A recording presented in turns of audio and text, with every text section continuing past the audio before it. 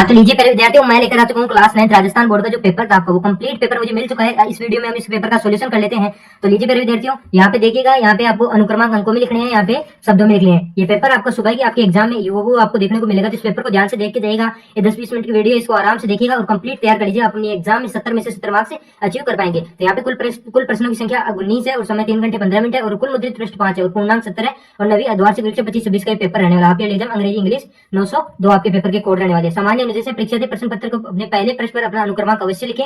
फिर यहाँ पे जनरल इंस्ट्रक्शन भी आपको दिए गए हैं। यहाँ पे देखिएगा आपका सेक्शन ए आ जाता है। सेक्शन ए आपको क्या कहता है कि read A following pages carefully and answer the question given below. यहाँ पे देखिएगा, यहाँ पे आपकी 10 क्वेश्चन तो आधे मार्क्स के हैं और 2 प्रश्न है वो आपके 1-1 नंबर के। इस प्रकार पेजेस आपके 7 मार्क्स का हो जाता है कंप्लीट। ठीक है, ये समझ में आ गया। अब आगे देखिएगा, इसको सावधानी पूर्वक पढ़ना है और इसका आंसर देखना है। आराम से देखिएगा, कंप्लीट पेपर का मैं सॉल्यूशन देने वाला हूँ। और वीडियो अभी तक आपने हाइप नहीं दिया है तो हाई जरूर दीजिएगा। पेपर की वीडियो किसी को मिलेगी, कितनी बार करना है? 3 बार देना है। ठीक है, 1 बार करने से नहीं मिलेगी। यहाँ पे देखिएगा इंडिसीज, ये आपको इन पढ़ लेना है ना। और नीचे जैसे आप आएंगे तो यहाँ पे देखिएगा आपका पहला प्रश्न आपसे क्या बोल रहा है। पहला प्रश्न बोल रहा है व्हाट डज स्ट्रीम में जो सस्टेनेबिलिटी थी मेनली मैंने। तो इसके अंदर जो है आपका राइट आंसर हो जाएगा बी वाला विकल्प है। कौन सा आंसर हो जाएगा भाई? बी वाला विकल्प आपका बिल्कुल क्या हो जाएगा? करेक्ट आंसर हो जाएगा। अगला प्रश्न देखिए, विच इंसिडेंट है जो सिविलाइजेशन था उसमें मेथडेशन फॉर अंडरस्टैंडिंग नेचुरल जो रीजन्स मैनेजमेंट था उसके बारे में बताना है आपको। तो यहाँ पे है वो आपका बी वाला विकल्प, इसमें भी क्या हो जाएगा? करेक्ट आंसर हो जाएगा। अगला प्रश्न देखिएगा, what are the main threats mentioned in the passage. तो यहाँ पे है वो आपका बी वाला विकल्प क्या हो जाएगा भाई? राइट आंसर हो जाएगा। यहाँ पे बी वाला विकल्प आपका बिल्कुल करेक्ट आंसर हो जाएगा। पहले अगला प्रश्न देखिएगा,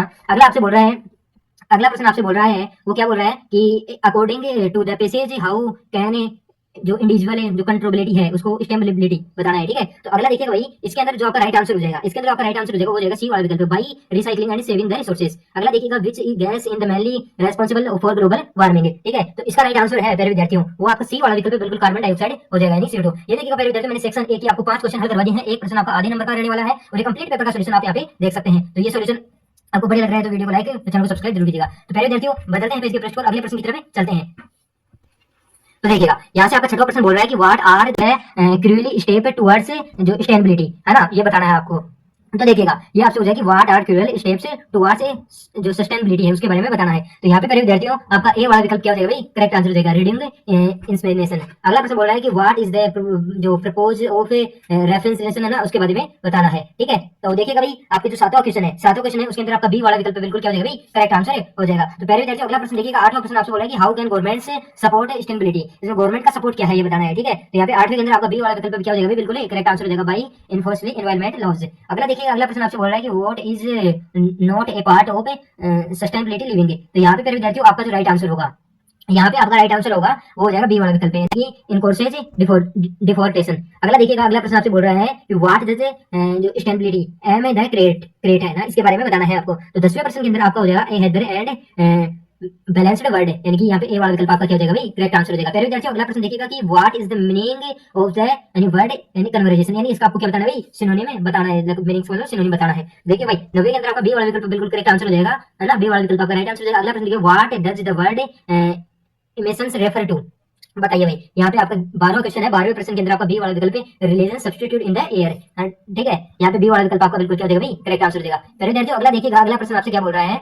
अगला आपसे बोल रहा है, देखिएगा, तो यहाँ पे आपको अगला बोल रहा है दूसरा प्रश्न आपका चालू हो जाता है और दूसरा प्रश्न आपसे बोल रहा है कि read the following pages carefully and answer the question of the follow. देखिएगा, यहाँ पे आपको पहला प्रश्न क्या बोल रहा है कि व्हाट द पजल अर्जुन, यहाँ पे अर्जुन पजल्ड बताना है। ठीक है, तो यहाँ से आप बोल रहे हैं what was the Arjun puzzled. ठीक है, तो यहाँ पे आपको इसमें से देखिए आपको करना है। ठीक है, सॉरी पहला प्रश्न आपको यहाँ पे दिया है, ये दूसरा है। ठीक है, हाउ वाज द सन अर्जुन और वीर से इसके है ना, तो वीर से यहाँ पे इसमें बताना है। तो यहाँ पे देखिएगा आपको मिलेगा इसके अंदर इस पैसेज को ध्यान से पढ़ेगा तो आप जैसे इस क्वेश्चन का आंसर देखोगे आपको मिल जाएगा। अगला देखिएगा, द पजल अर्जुन, इस पैसेज में आपको ध्यान से देखना है तो आप इसको भी आराम से कर पाओगे। ठीक है, अगला देखिएगा, पैसेज में से देखकर आप कर देना। ठीक है, इसका फुल सॉल्यूशन व्हाट्सएप चैनल पे मिल जाएगा, उसको ज्वाइन कर सकते हो। व्हाई डिड अर्जुन वेक ब्रीटली। ठीक है, तो यहाँ पे तीसरा प्रश्न है, उसका भी इस पैसेज में से आपको आंसर मिल जाएगा। एंटोनिम सिनोनिम का वो मैं बता दूंगा। अगला देखिएगा, why did Veer so planted it, तो इसका भी आप पैसेज में से देख लेना। What feel the from Veer hand, ये भी आप पैसेज में फाइंड द अपोजिट वर्ड, आपको इसके अंदर लव है ना उसका अपोजिट वर्ड बताना है। ठीक है, वो जो पैसेज में आया हो। ठीक है, तो इसका हो जाएगा वार है, क्या हो जाएगा? वार, WAR, यहाँ पे करेक्ट आंसर हो जाएगा वार। ठीक है, इसका अपोजिट हो जाएगा वार। अगला देखिए, find from the passage in the word means, ये दो दिए हैं आपको, impression of the fights on the battle और a weapon used in the war, है ना। तो यहाँ पे देखिए 7वां प्रश्न के अंदर पहला प्रश्न आपसे बोल रहा है, पहले का यहाँ पे हो जाएगा जो युद्ध लड़ाई लड़ते हैं उसको सोल्जर कहते हैं, तो यहाँ पे हो जाएगा SOLDIER, सोल्डर हो जाएगा। और अगला देखिएगा पेन, इसका जो एक ही हो जाएगा WEAPON। ठीक है। तो यहाँ पे देखिएगा यहाँ आपके 2 को दो, यानी कि इसके भी मैं करवा दिया। 2 पेसेज आपके 7 से 14 मार्क्स के पेसेज आपके बिल्कुल क्या हो चुके हैं भाई, कंप्लीट हो चुके हैं। तो देखिएगा प्यारे विद्यार्थियों, आपके 7 नंबर के मार्क्स 7 से 14 नंबर के 2 पेसेज मैंने हल करवा दिए। अब आएगा आपका सेक्शन बी।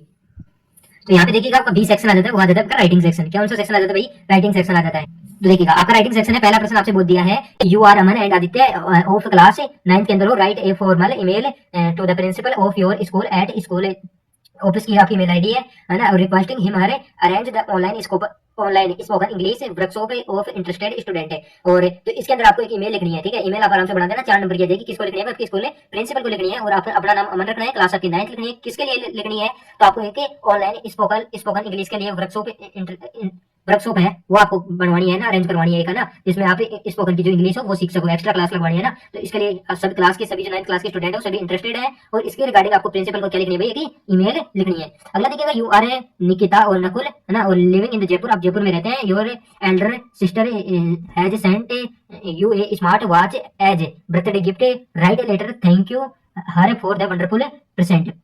ये आपसे बोल रहा है कि आपकी जो सिस्टर है वो आपको एक स्मार्ट वॉच दी है, किस पर बर्थडे पे, तो उसको थैंक यू बोलने के लिए आपको एक क्या लिखना है भाई, लेटर लिखना है, ठीक है। तो लेटर आप आराम से लिख सकते हो। इस पे इसको दोनों में से एक करना है, दोनों नहीं करने, एक करोगे तो आपको 4 मार्क्स मिल जाएंगे। तो देखिएगा आपका चौथा प्रश्न आपसे बोल रहा है कि यू आर काव्या और Kritika of the class 9th के अंदर हो, राइट ए स्पीच 80 से 100 वर्ड के अंदर आपको एक स्पीच लिखना है to believed by your important reading books in your school you may take help the following. फिर आपको यहाँ पे आपको कुछ आउटलाइंस नहीं है, इनकी मदद से ही आपको क्या लिखनी है भाई, स्पीच लिखनी है, ठीक है। और 80 से 10 वर्ड के अंदर, 100 वर्डों के अंदर आपको ये लिखनी है।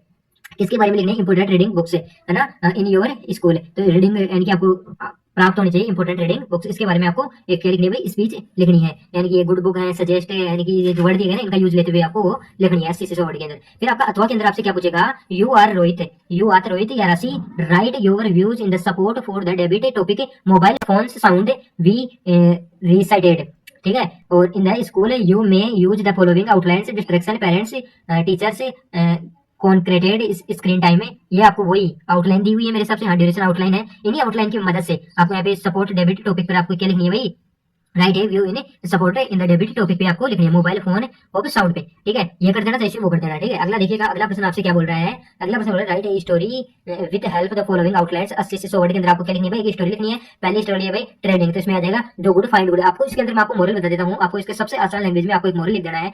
ये तो लाइन से तो आप अपने हिसाब से बनाकर लिख देना, और एक मोरल लिख देना डू गुड।